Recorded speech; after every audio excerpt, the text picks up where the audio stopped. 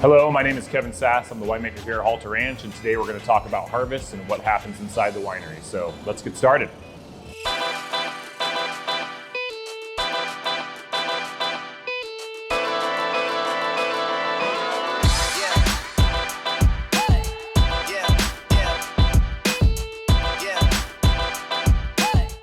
How do you know when it's time to pick? There's a lot of aspects involved in that. You've got sugar, acid, you got tannin levels, you have also the look of the vineyard. You basically have to look at the vineyard and see the state of the vineyard, which is also important too, because those vines, if they're not healthy, if they don't look happy, they're not going to go anywhere at that point.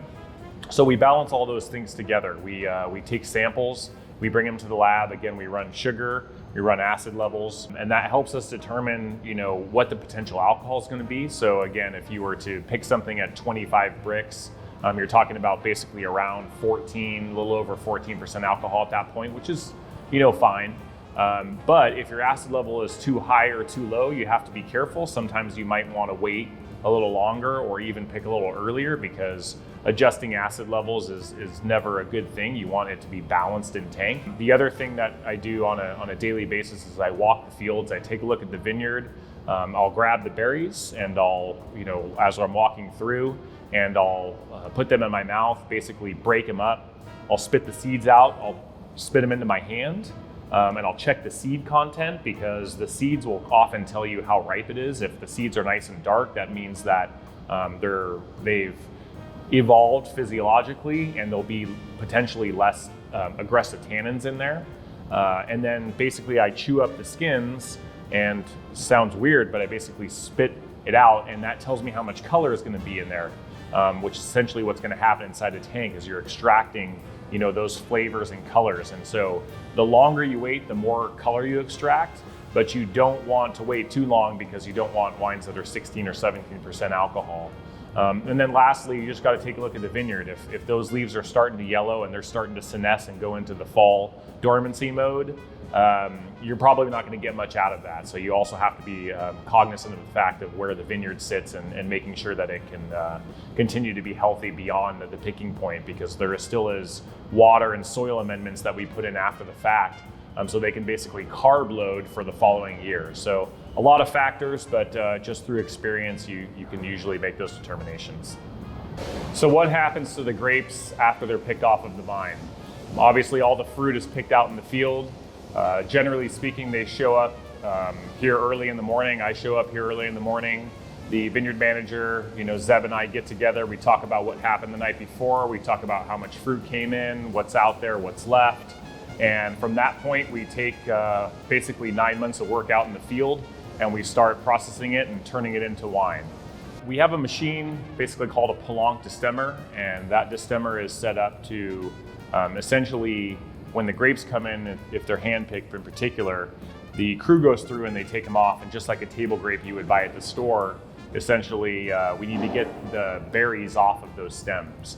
And so it works somewhat in a traditional style, like the original destemmers, from a decade ago worked, in the sense that they have some paddles that basically knock the grapes off. But the second part of the Pellanc destemmer is really the greatest part about it, and the newest part and the most modern part about it. It has a roller system. Historically, after you knock those grapes off, they would just basically fall into onto the table. But this system has a set of rollers, and essentially there's about 12 to 16 rollers that essentially are rolling at a really fast pace.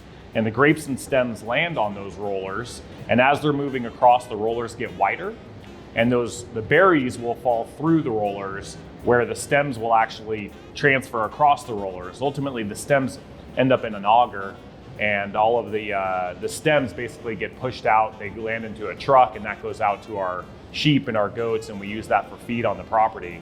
But that system really sorts things really, really well, and it really has caused things to become a lot more cleaner in the winery and make things a lot more accessible for our optical sorting system, which is the second part of the sorting process.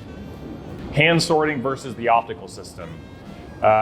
So before we had the optical about 3 years ago, we used to have potentially 4 people on our table, and they were going through and they were removing the jacks, removing the berries, removing anything that didn't look like it was the, a legitimate piece of grape that we wanted in our tank, right? I mean, the biggest part about sorting is understanding that those grapes that they harvested that are going through this system are going to end up in that tank. And again, similar to coffee, if you're going to mix that tank up, whatever's in that tank, the juice is going to touch and it's going to extract flavors from, because you're at, potentially 85 to 90 degrees temperature. You're going to ultimately have alcohol in there. So whatever that juice touches, it's going to extract the flavors from. So you don't want raisins, you don't want green fruit in there, you don't want stems in there. And everybody for a long time was using people to sort. And as much as those people are great and really hard workers, they weren't perfect. And so this new optical system came out. It's a company called Waco. It was originally used for blueberries, pistachios, all sorts of sorting of fruits and even vegetables to some degree. Tomatoes was a big part of it. And they adapted this technology to wine grapes. And essentially what happens is you have 4 cameras on this machine, and each camera takes a quarter of the belt, and we set the parameters, and we basically say, we want it to look just like this. And as that berry travels across that belt, it takes a photo of it. And if the berry is outside of our parameters, it uses an air jet and it kicks that berry out. And so there's really no situation where there's fatigue from being tired, or something gets pulled this way or a person gets pulled that way. There's really no, it's really, really effective and efficient. And I think that ultimately it does a better job. As much as we love those people who did it, it's a machine and it's technology, and it's really advanced the ability to have clean fruit coming through that, off of that table. Our state-of-the-art gravity flow system, what does that mean? People ask that question all the time. The concept of a gravity flow system is to take the grapes and get them from the vines into the tank without using a pump. And then from that standpoint on, we basically are trying not to pump the skins and the seeds. So the reason for that is that when you're making wine, the concept of making red wine is kind of simple. I kind of use the analogy of coffee. When you make coffee, you take the water, you put it over the grinds, and that's where you get the flavor from. Well, when you're making red wine, it's the same thing. Essentially what happens is the juice, if you were to take a grape of Cabernet Sauvignon and squeeze it, the juice is actually clear. And you get the flavor and the color out of the skins, okay? Now, there's color and flavor in those skins, and there's also tannins. And along with the skin, where there's tannins, there's also the seeds that have tannins, okay? So by taking the grapes and getting them into your tank without using a pump, what happens is you avoid that pump crushing those seeds and skins too aggressively. And the reason why that's important is specifically in grape seeds, there's a very aggressive tannin called catechin, but it's only found in the seeds, generally speaking. And if you crush that seed up, then while you're mixing that tank, you basically expose more catechin into the wine, which ultimately makes your wine tannin level more aggressive, and you have kind of that bitter, sharp tannin level. So by having a gravity flow system where basically we take the grapes, we go through the destemming process, we put it in the pod, and then we drop it into a tank. At that point, we actually have a screen inside the tank. And when we do our mixing of a tank, kind of like a coffee percolator to get the flavors out of it, the juice goes through the screen, but the skins and the seeds don't. So we're never pumping skins and seeds. Therefore, we're eliminating breaking those seeds apart and eliminating our catechin extraction, which makes our wines ultimately softer and gentler from a tannin structure standpoint, which is just makes them more approachable, both early and for longevity, and makes basically a more balanced wine. So very lucky to have this system, very efficient and very effective. What is the purpose of a basket press? So essentially, after the destemming process, you go into tank, you start fermenting, you do all your pump overs, which basically is getting all the flavor out of those skins. And ultimately all the sugar gets converted to alcohol and it becomes wine. Now in that tank, you have a whole bunch of wine, but you still have all the skins. So what we do is we take the wine out of that tank, we run it over a screen, and all the wine goes into one of our barrel rooms, not the actual barrel room, but barrel working area, into another tank. And then inside that tank, you still have a whole bunch of skins that are saturated with wine at that point. And so the only way to get it out is to hop in and we shovel it out into our white macro bin boxes.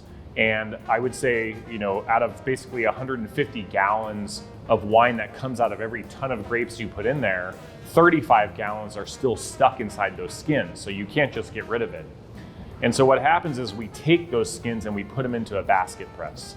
And essentially it works just like a French press. You put it in there, basically a unit comes down and it squeezes and squeezes and squeezes the juice out. Well, it's wine at this point, squeezes the wine out, and then we send that to a separate tank, okay? And that's important because the quality of that press fraction is usually not as good as what we call the free run part, which is basically the stuff that comes out initially without using that machine.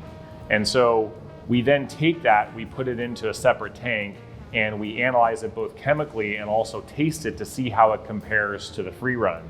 Now, we never put them together right away. They get kept separate until it comes to blending time, because we give them an opportunity to become a great wine, and sometimes they do and sometimes they don't. But basically the purpose of that machine in itself is basically get that last 35 gallons of wine out of those saturated skins, after the fermentation is complete. How long does it take for grapes to go from harvest to bottle? Well, that really depends on whether you're talking about rosé, whites, or reds. With the rosé category, essentially we get a little skin contact, it goes to tank, we actually ferment in tank, and we bottle by December. So it's really literally a 2-month process, which is kind of nice. The whites, on the other hand, we dejuice them, they go into tank, we add a little bit of yeast, they either ferment in tank or in barrel. After fermentation, they come into the caves, they age for about 6-7 months for some settling and some lee stirring, and we bottle in May. So 7-month process for the whites. Reds considerably longer. The reds are generally about 18 months because we're harvesting in them now. They basically stay in tank till kind of around December, and then we put them into barrel, and by February or March we actually take the vintage that we have right now, which will be 2021. When we move them in here, and right next to me you have the 2020s, they will move out and they will get bottled basically in July. So they've been in here for an entire year, plus the few months beforehand, a few months after. So basically 16 to 18 months for the reds. So they're all different, but each one has their own reasoning behind it, and that's what we do. That's how we make wine. Wanted to thank you all for joining us today and learning a little bit about what we do here at Halter Ranch. If you enjoyed this video, click the like button. Love to have you subscribe to our channel here.